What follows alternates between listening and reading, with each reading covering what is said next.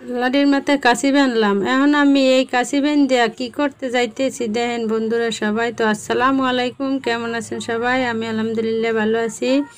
তো লাড়ির মাথায় কাশি দিয়ে আমি যাইতেছি মোরসা কাটতে। গাছে একটা মোরসা হয়েছে, তো এই গাছের মোরসাটা আমি কাটতে আনবো। কাটতে আজকে দুপুরে রান্না করব। এই জন্য আমি গাছের লাঠির মাথায় কাশি বেঁধে তারপর নিয়ে যাচ্ছি।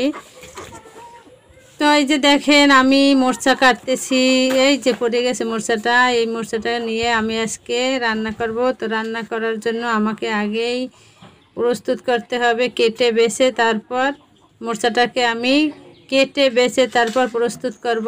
এই যে দেখতেছেন কাঠটা বাছার আগে আমি কি করছি, বালতিতে এক বালতি পানি নিয়ে রাখছি যাতে এই মোরচাগুলো কাটতে বাছতে তারপর আমি পানির ভিতরে ভিজিয়ে রাখতে পারি, যাতে আমার হাতে কষ লেগে থাকবে না এবং মোরচাগুলো কালো হয়ে যাবে না।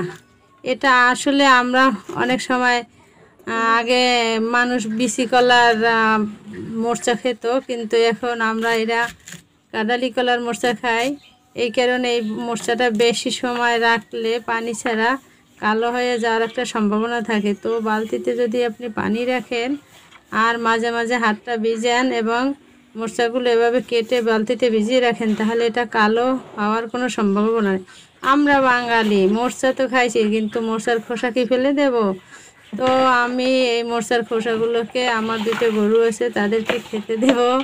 তো আমি এই যে আমার গরুকে, এই যে রাজা এবং প্রজা, এই হচ্ছে রাজা এবং এই হচ্ছে তার প্রজা, তাদেরকে আমি